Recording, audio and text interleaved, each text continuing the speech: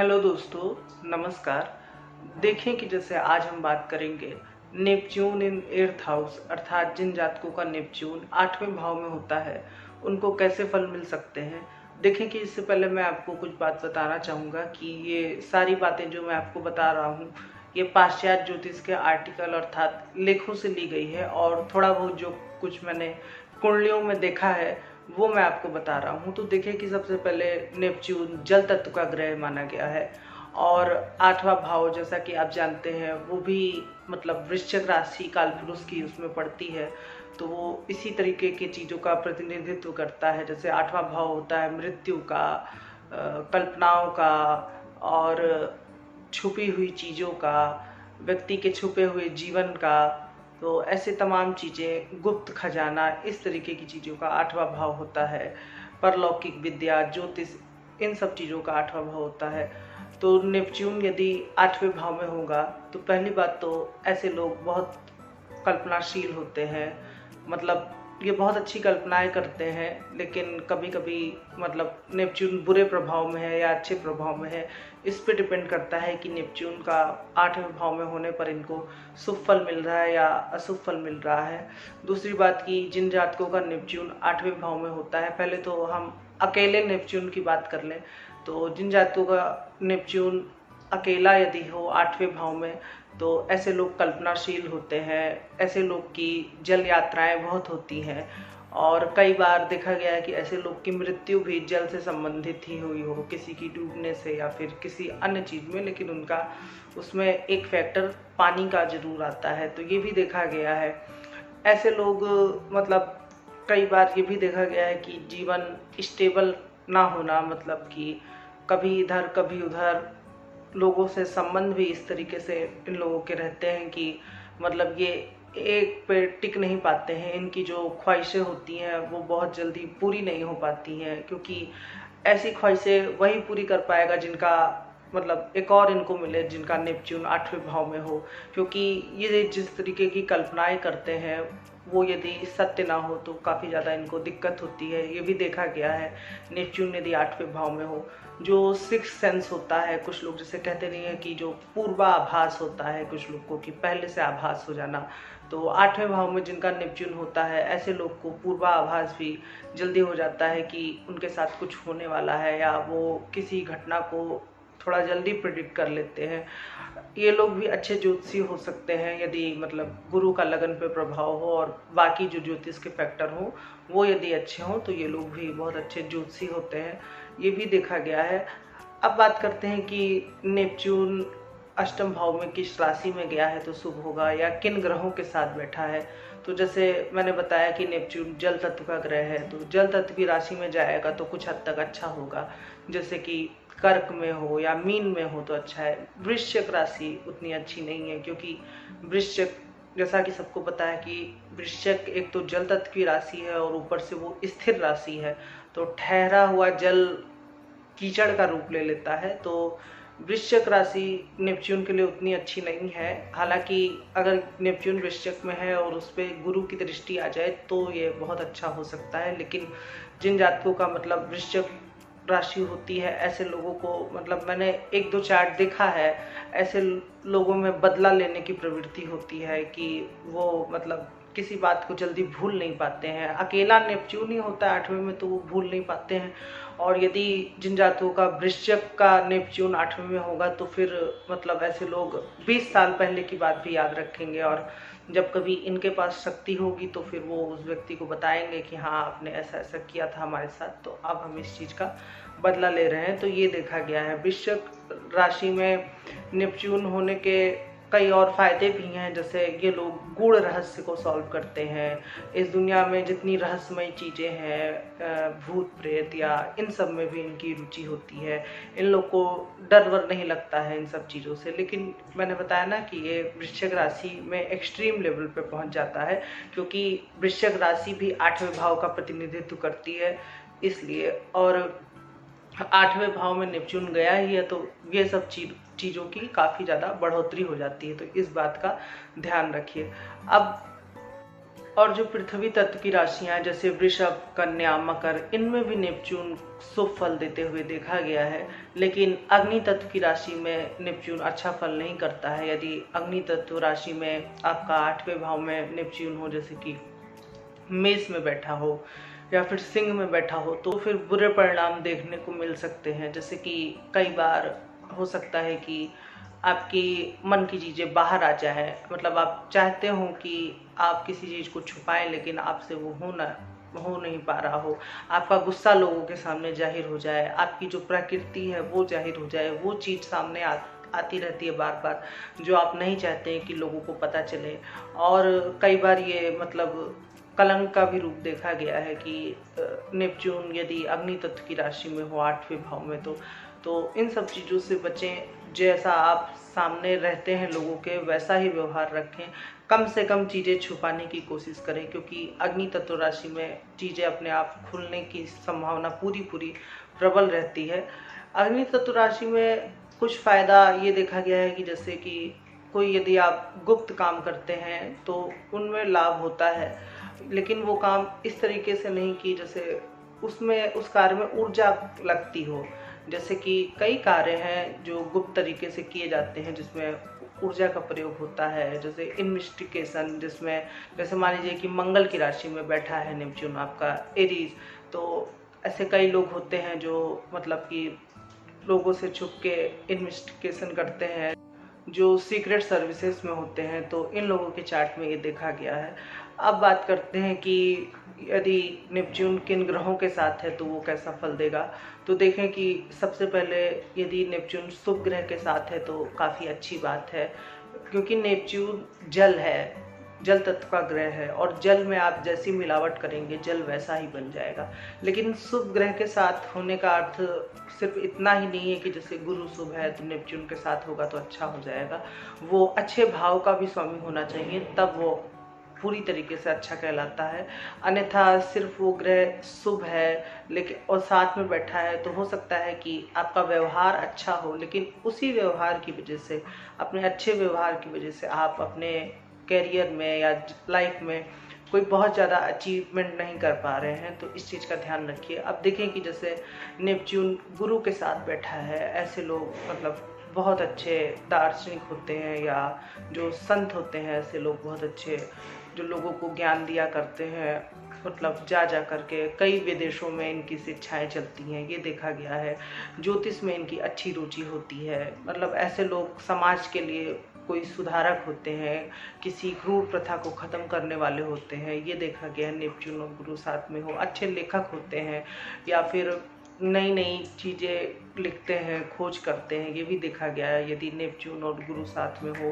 मंत्र उच्चारण और तमाम जो पांडित्य का कार्य है ये देखा गया है नेपच्यून और गुरु यदि साथ में हो 8वें भाव में तो। लेकिन यहाँ पे गुरु यदि 10वीं का स्वामी है तो ये सब चीज़ें व्यक्ति अपने कार्य क्षेत्र में भी अपनाता है, या फिर पंचम का स्वामी है, 9वीं का स्वामी है तो अच्छी बात है।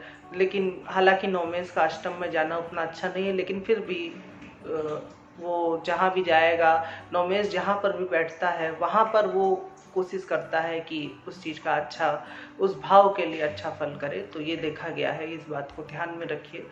तो यदि लेकिन जुपिटर, जैसा कि मैंने बताया कि द्वादश भाव का स्वामी हो, या 8वें भाव का स्वयं स्वामी हो, या 6ठे भाव का स्वामी हो, तो वो मतलब हो सकता है कि आप बहुत अच्छे हो, आपको पांडित्य आता हो, बाकी चीज़ें आती हैं, लेकिन ये आपके जीवन में आपको लाभ नहीं प्रदान करेगा, या फिर मैं कैसे कहूँ कि आप उतनी ऊंचाई पर नहीं जा सकते हैं, क्योंकि गुरु जब आपकी कुंडली में कारक ग्रह ही नहीं बन रहा है तो फिर वो कैसे आपको शुभ फल दे सकता है। क्योंकि भावेश होना भी बहुत, शुभ भावेश होना मतलब अच्छे भाव का स्वामी होना भी बहुत आवश्यक है। अब बात करते हैं नेपच्यून यदि शुक्र के साथ हो अष्टम भाव में, ये बहुत ही अच्छा योग है। ऐसे लोगों को मतलब मैं कैसे कहूँ, काफ़ी चीज़ें मुफ्त में मिल जाती हैं या लोग इनको गिफ्ट में देख करके चले जाते हैं। ये देखा गया है यदि शुक्र के साथ नेपच्यून हो तो। शुक्र का अष्टम भाव में वैसे ही अच्छा फल बताया गया है और नेपच्यून के साथ है तब तो ये और अच्छी बात है। बस यहाँ पे यदि राशि भी अच्छी है, जैसे जल तत्व की राशि हो जाए, अग्नि तत्व की राशि ना हो तो ये बहुत अच्छी बात है। वरना कई बार जैसे कि इसमें एक खराब टेंडेंसी ये देखी गई है कि व्यक्ति बिस्तर की कल्पनाएं बहुत करता है, ये देखा गया है, जो कि मतलब उतना अच्छा नहीं माना गया है। और व्यक्ति को मतलब जो सुख वो चाह रहा है उसकी प्राप्ति होने में काफ़ी समय लगता है, तो व्यक्ति भटका करता है, ये देखा गया है। ये बहुत अच्छे, जैसे नेपच्यून शुक्र बहुत अच्छे कलाकार होने का योग है।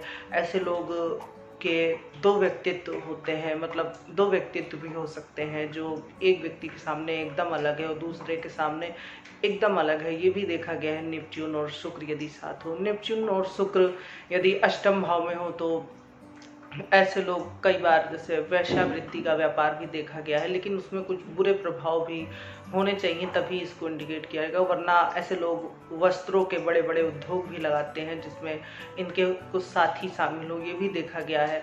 ऐसे लोग कई बार जैसे जहाज का कार्य भी करते हैं, जहाज से सामान ले जाना उठाना, ये भी देखा गया है नेपच्यून यदि शुक्र के साथ हो तो। नेपच्यून और शुक्र में बस यही है कि किसी पाप ग्रह की दृष्टि ना हो और शुक्र मतलब कि कारक ग्रह बनता हो उस कुंडली के लिए तो ये बहुत अच्छी बात है। यदि अकारक ग्रह बनता है तो थोड़ा सा आपको अपने जीवन में जो नेपच्यून और शुक्र की टेंडेंसी है या इसके जो कारक हैं, मतलब ये जिस चीज़ को रिप्रेजेंट कर रहा है आप उसको कम करिए, उसको एक्सट्रीम ना होने दीजिए। बढ़ाने की बात तब होगी जब, जैसे कि मैंने कहा ना, गुरु आपको, शुक्र आपके कुंडली में अच्छे भाव का स्वामी हो, तब जो इनकी टेंडेंसी है, जैसे मैंने बताया कि कई जल यात्राएं करना और तमाम चीज़ें, तो आप उस चीज़ को कर सकते हैं। कोई कपड़े का व्यापार हो गया या फिर ब्यूटी प्रोडक्ट्स हो गए, तो इस तरीके की भी चीज़ें देखी गई हैं। अब बात करते हैं कि नेपच्यून यदि बुध के साथ हो तो।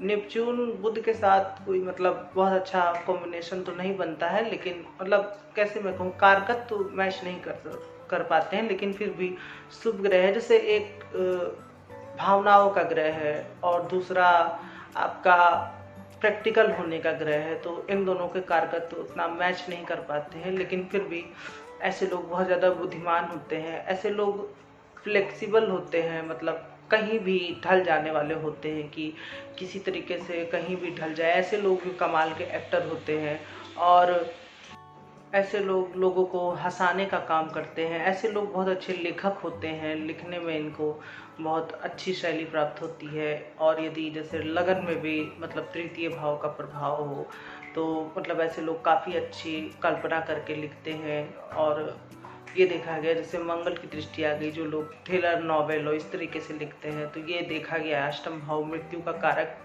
ही है। तो जो ऐसे लोग जो ऐसे उपन्यास लिखते हैं, तो बुध और नेपच्यून भी यदि साथ में हो अष्टम में, तो ये देखा गया है।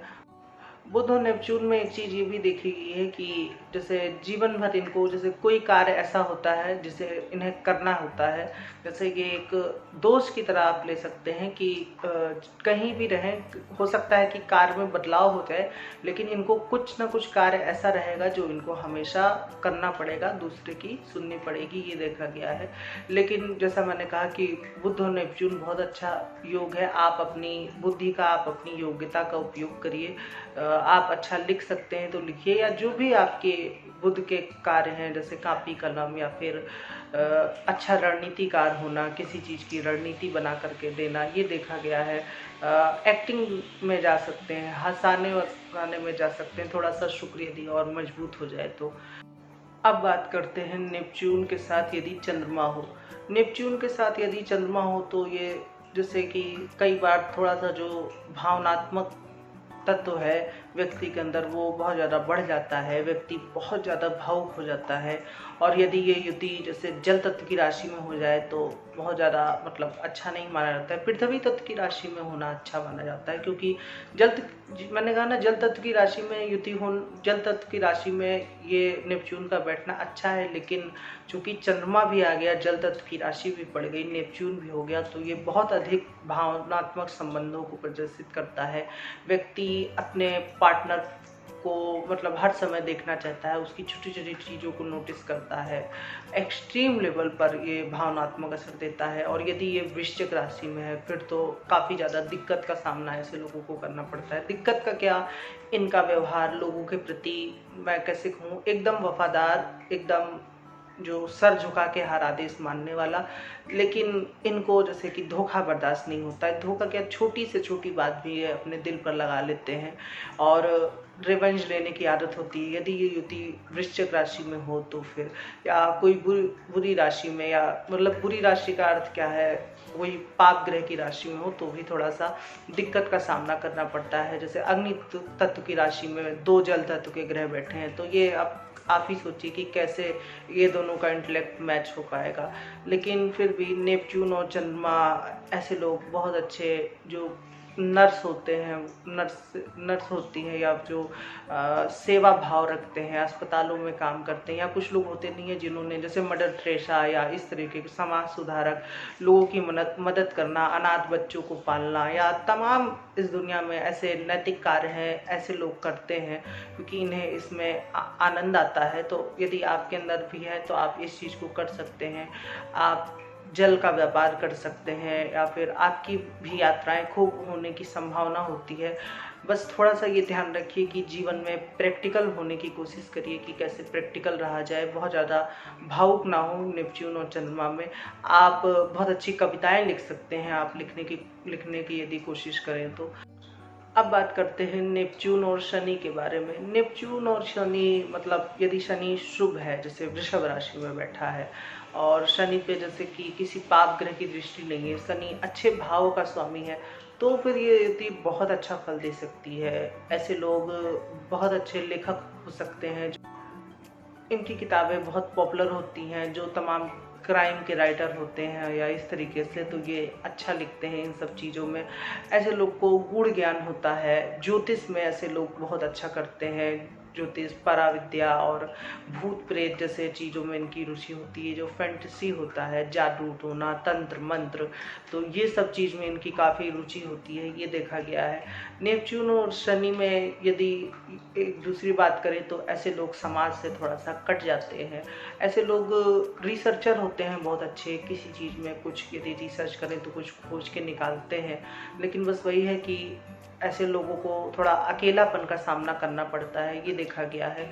लेकिन यदि शनि शुभ प्रभाव में नहीं है, जैसे शनि मेष में बैठा है, नेपच्यून और शनि की युति मेष राशि में है या फिर सिंह राशि में है, तो फिर ये बहुत अच्छा नहीं माना गया है। क्योंकि मैं कैसे कहूँ, ऐसे लोग को जीवन में किसी कलंक या किसी पीड़ा का सामना करना पड़ता है। व्यक्ति कोई रोग से ग्रसित हो सकता है, ये देखा गया है।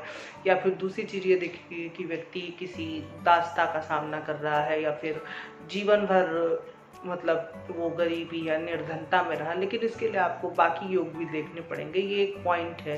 क्योंकि मैंने अपने पिछले वीडियो में भी बताया था कि शुभ शनि का प्रभाव और बुरे शनि, अशुभ शनि का प्रभाव कितना ज़्यादा कुंडली पे फर्क डालता है। आप चाहें तो उस वीडियो को देख सकते हैं। तो शनि, जैसे मैंने कहा कि गूढ़ता का कारक है, ओल्ड का कारक है। ऐसा व्यक्ति बहुत जल्दी मैच्योर हो जाता है, ये देखा गया है। लेकिन बस वही है कि शनि यदि अशुभ भाव का स्वामी है, जैसे 12वें भाव का स्वामी है या फिर छठे भाव का स्वामी है। अब लेकिन कई बार शनि पंचम का और छठे का भी स्वामी होता है। लेकिन चूंकि शनि छठे भाव का या 12वें भाव में उसकी कोई भी राशि पड़ती है और वो शनि 8वें भाव में बैठा है नेपच्यून के साथ, यदि वो अपने भाव पे दृष्टि डाल रहा है तो कुछ हद तक सही है।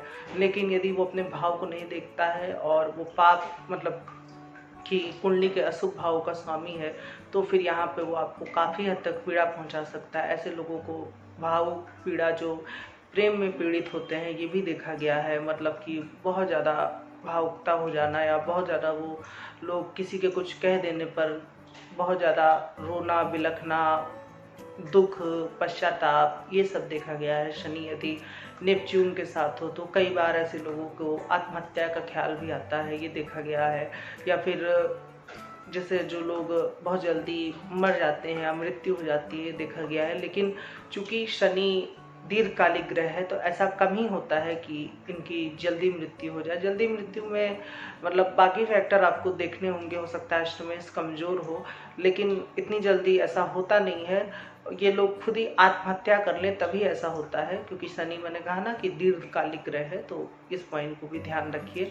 बस जल्दी मृत्यु तभी होगी जब व्यक्ति या तो हो सकता है वो खूब पीड़ा से गुजर रहा हो तो ईश्वर उसकी सुन ले। मतलब कई बार ऐसा होता है कि आपको बहुत ज़्यादा पीड़ा हो रही है, आप किसी के वियोग में, किसी से बिछड़ करके एकदम नहीं रह पा रहे हैं, तो ऐसी चीज़ों के बाद ईश्वर आपकी सुन लेता है और किसी दुर्घटना की वजह से आपकी मृत्यु हो जाए, ये भी देखा गया है। तो अब बात करते हैं कि नेपच्यून यदि मंगल के साथ हो, ये अच्छा योग नहीं है। मतलब मैं कैसे कहूँ, ये कई बार बहुत ज़्यादा एक्सीडेंट देता है।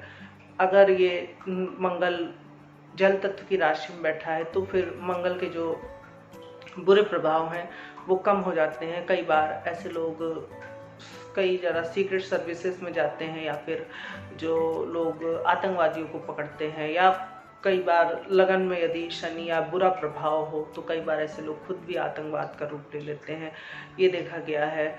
और नेपच्यून और मंगल में जैसे मैंने कहा कि जिन लोगों को पाइल्स के रोग हो जाते हैं, ये देखा गया है। और यदि कई बार सर्जरी या इन लोगों को कई बार ऑपरेशन कराना पड़ता है नेपच्यून यदि मंगल के साथ हो, तो ये भी देखा गया है। तो कुल मिलाकर नेपच्यून और मंगल की युति अच्छी नहीं है। यदि मंगल जैसे नवमेश और दशमेश होकर के अष्टम में बैठा है तो फिर ये युति अच्छी हो सकती है। अन्यथा यदि मंगल बुरे भाव का स्वामी है और नेपच्यून के साथ बैठा है तो फिर ये युति बहुत अच्छी नहीं कंसिडर की जा सकती है। अब बात करते हैं नेपच्यून और राहु की युति। नेपच्यून और राहु कई बार व्यक्ति को अचानक से पॉपुलैरिटी देता है। जैसे सोशल मीडिया पे कुछ लोग बहुत जल्दी पॉपुलर हो जाते हैं, लेकिन इसमें एक बात है जिसका ध्यान रखना है कि पॉपुलर व्यक्ति किस हिसाब से हो रहा है। जैसे कोई आईएएस है लेकिन उसने कुछ ऐसा बोल दिया है जो गलत हो और उसका वीडियो बन गया है, बाहर आ गया है, या कोई घूस लेते पकड़ गया, भाई लोग इस तरीके से भी पॉपुलर होते हैं। या फिर कोई कुछ गा दिया है और वो बहुत अच्छा लगा, सोशल मीडिया पे फैल गया, तो इस तरीके से भी कुछ लोग पॉपुलर होते हैं। लेकिन कुल मिला के ये देखा गया है कि इनको प्रसिद्धि बहुत जल्दी मिल जाती है, या फिर कुछ ऐसा ये जीवन में अपने कर देते हैं जिसकी वजह से प्रसिद्ध हो जाएं, चाहे वो बुरा हो या अच्छा। अब अच्छा होगा या बुरा होगा ये लगन और दशम के प्रभाव से आप पता कर सकते हैं। तो ये देखा गया है नेपच्यून और राहु युति में भी व्यक्ति कई बार मतलब मैं कैसे कहूँ बहुत रहस्यमय होता है, लोगों को जल्दी से अपनी बात मनवा लेता है। और बस यही है कि जीवन में इनका कभी कभी कोई राज बाहर आ जाता है जिसको ये छुपाना चाहते हो तो कोई राज खुल सकता है, ये देखा गया है।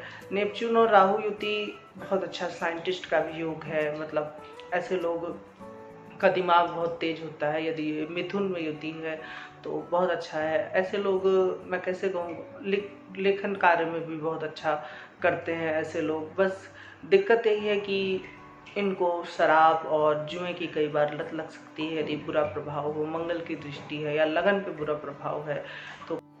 तो यदि आपको जैसे इन सब चीज़ों की आदत है या लत है तो इन सब चीज़ों से बचे, क्योंकि ऐसी चीज़ों की लत कई बार मृत्यु समय बहुत पीड़ा देती है। राहु का अष्टम में होना ही मृत्यु के समय पीड़ादायक होता है।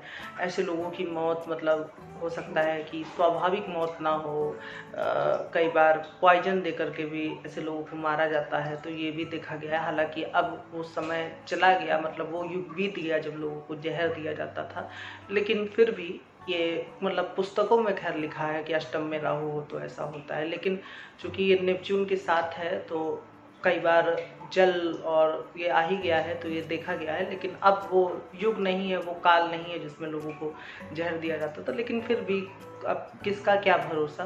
तो थोड़ा सा इस मामले में भी आपको सतर्क रहने की आवश्यकता है। आप अपने ज्ञान का अच्छा प्रयोग कर सकते हैं, आप अपने ज्ञान का कंप्यूटर्स में प्रयोग कर सकते हैं। ऐसे लोग बहुत अच्छे हैकर भी होते हैं।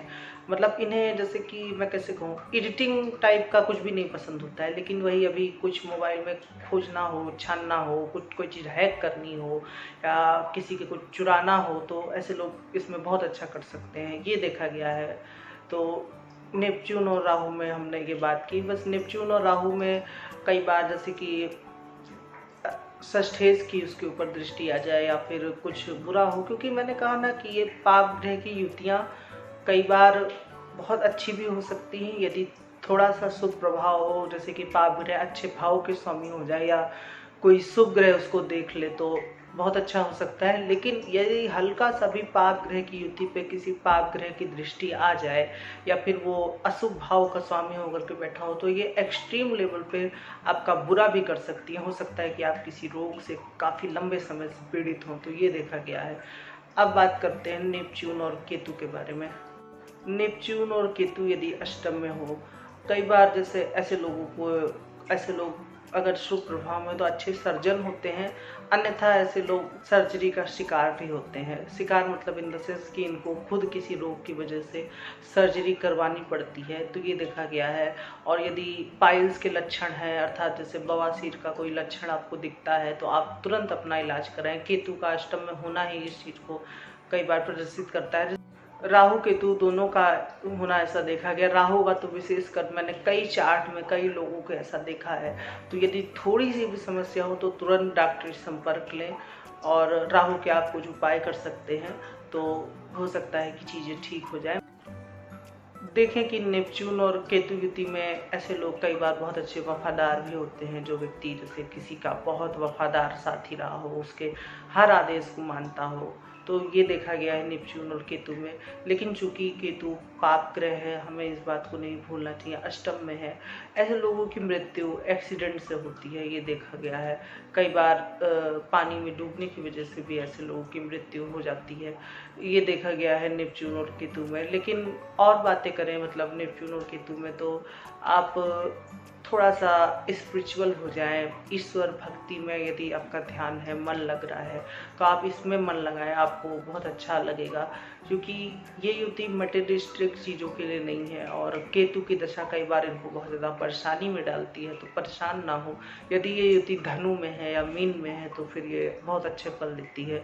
लेकिन यदि ये युति मेष में है, सिंह में है, तो ये उतना अच्छा फल नहीं देती है। कई बार ऐसे लोग मतलब विवाह के बाद संन्यास धारण कर लेते हैं, ये देखा गया है। और कई बार मतलब किसी अंग में कोई कटा फिटा या कोई सर्जरी का भी ये सूचक है नेपच्यून और केतु की युति अष्टम में होना। हालांकि ये केतु के ट्रेड्स ही हैं, लेकिन चूंकि ये नेपच्यून के साथ है, कई बार नेपच्यून इन चीज़ों को घटा भी देता है। लेकिन उसके लिए जल तत्व की राशि हो तो कुछ हद तक ये केतु के जो बुरे प्रभाव हैं उसको घटा देता है। मैंने कहा ये युति धनु में अच्छी है, मीन में कुछ हद तक, काफ़ी हद तक अच्छी है। नेपच्यून और केतु पे यदि जैसे गुरु की दृष्टि हो जाए तो ऐसा व्यक्ति, कई बार जिनके श्राप लग जाते हैं, वो भी देखा गया है। गुरु की दृष्टि पड़ जाए तो बहुत अच्छा व्यक्ति सन्यासी बनता है और सन्यास जीवन धारण कर लेता है, या फिर सादा जीवन, उच्च विचार जैसी सोच रखता है, ये देखा गया है नेपच्यून और केतु की युति में। अब बात करते हैं नेपच्यून और सूर्य। नेपच्यून और सूर्य मैं कैसे कहूँ कि कई बार जैसे मैंने कहा ना, सूर्य अग्नि तत्व का ग्रह है और नेपच्यून जल तत्व का ग्रह है। अब इस पर राशि बहुत मैटर करती है कि राशि जल तत्व की पड़ रही है या फिर अग्नि तत्व की पड़ रही है या फिर वायु तत्व या पृथ्वी तत्व की पड़ रही है, और कौन सा ग्रह बली हो रहा है वहाँ पे, नेपच्यून में बल बढ़ रहा है या फिर सूर्य में बल बढ़ रहा है। सूर्य में यदि बल बढ़ता है तो कई बार व्यक्ति का स्वाभिमान हावी हो जाता है, जिसकी वजह से उनके संबंधों पे इसका असर देखा गया है। नेपच्यून और सूर्य की युति में ये भी देखा गया है कि आप किसी जैसे मैं कैसे कहूँ, कोई बदनाम समाज में आप सबसे चर्चित व्यक्ति होते हैं, मतलब फेमस व्यक्ति होते हैं। जैसे कि कोई जुआ खाना हो गया या कोई शराब खाना, या फिर किसी ऐसी जगह पे आप बहुत ज़्यादा, आपका मान सम्मान है या फिर आपको लोग बहुत मानते हैं, इज्जत देते हैं, जो कि कोई बुरी है, तो ये देखा गया है नेपच्यून और सूर्य में। नेपच्यून और सूर्य युति में कई बार व्यक्ति के पिता उनको जल्दी छोड़ के चले जाते हैं, ये देखा गया है, या फिर पिता से ना बनना, ये भी देखा गया है। अब इसमें मैटर करता है कि युवती किस राशि में है। जैसे मैंने कहा ना, यदि सूर्य बलीन हो रहा होगा तो व्यक्ति को थोड़ा सा अपने आप पे कंट्रोल रखना चाहिए, और ऐसे लोग को अग्नि से बचना चाहिए, बिजली से बचना चाहिए थोड़ा सा। सूर्य नेपच्यून के साथ यदि अष्टम में बहुत ज़्यादा जैसे क्लोज डिग्री में हो तो फिर व्यक्ति कई बार अपने बिहेव में वो मैनेज नहीं कर पाता है कि वो मतलब भावुक होकर के सुने या फिर वो प्रैक्टिकल हो जाए। तो ऐसे लोगों को मतलब सलाह रहती है कि वो जिस व्यक्ति को, जैसे कि जिस व्यक्ति के साथ भावुक है उनके साथ भावुक रहें, और जहाँ उनको लीडरशिप दिखाना है, मतलब जहाँ उनको कैप्टेंसी दिखानी है, जहाँ उनको मजबूत बने रहना है, वहाँ पर वो मजबूती का प्रदर्शित करें, और चीज़ें पृथक करना यानी अपने व्यवहार को अलग अलग करना सीखें। कि व्यक्ति अपनी माता के साथ अलग तरह से रहेगा, और व्यक्ति यदि कोई मैनेजर है तो वहाँ पर वो अलग तरीके से रहेगा, तो दोनों चीज़ों को मिलने ना दें। तो आशा करता हूँ कि आपको ये वीडियो अच्छा लगा हो। यदि अच्छा लगा है तो आप इस वीडियो को लाइक कर सकते हैं, और आपके जो भी प्रश्न हैं आप कमेंट सेक्शन में ज़रूर पूछें। आप मेरे चैनल को सब्सक्राइब कर सकते हैं। आज के लिए इतना ही रखते हैं, धन्यवाद।